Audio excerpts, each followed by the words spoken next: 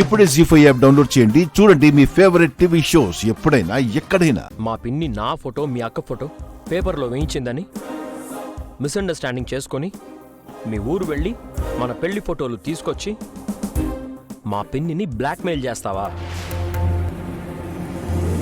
మా పిన్ని ఎంత టెన్షన్ అయిందో తెలుసా? నువ్వు కూడా టెన్షన్ అయ్యావా మామా? నీ పిచ్చి చేష్టలకి ఎవ్వరైనా కంగారు పడతారు.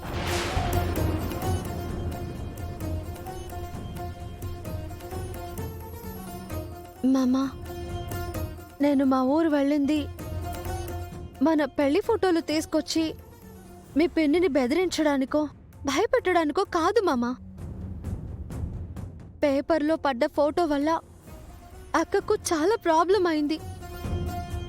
నాన్న అక్కను బాగా తిట్టారు. బావ కూడా సీరియస్ అయ్యారు.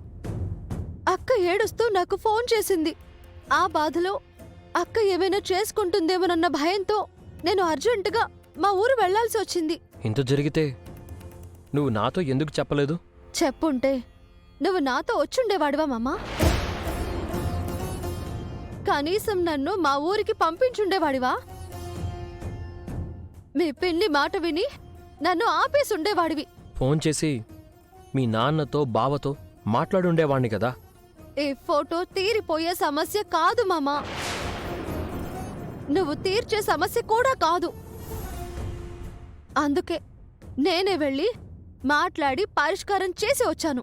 నీకు నువ్వే ఇలా సొంత నిర్ణయాలు తీసుకుంటే ఎలా సీత? ఇంట్లో పిన్నుంది కదా.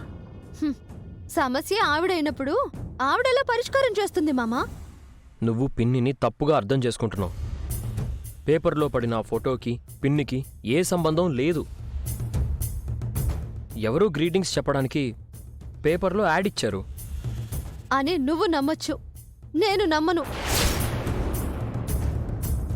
మా పిన్ని అలా చెయ్యదు సీత. తను చాలా మంచిది. ఇప్పుడు నేనేం చెప్పినా నీకు అర్థం కాదు మామా. కొన్ని విషయాలు నీకు తెలియాలి. అప్పుడే మీ పిన్ని ఎలాంటిదో నీకు అర్థమవుతుంది. మా పిన్ని గురించి నువ్వు నెగిటివ్గా మాట్లాడితే నాకిష్టం ఉండదు.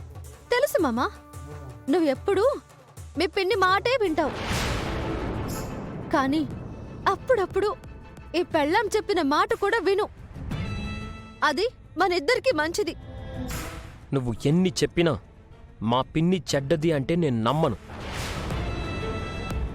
నాకు కోపం వస్తుంది కూడా. ఇంకెప్పుడు నాతో చెప్పకుండా ఎక్కడికి వెళ్ళకు. అర్థమైందా?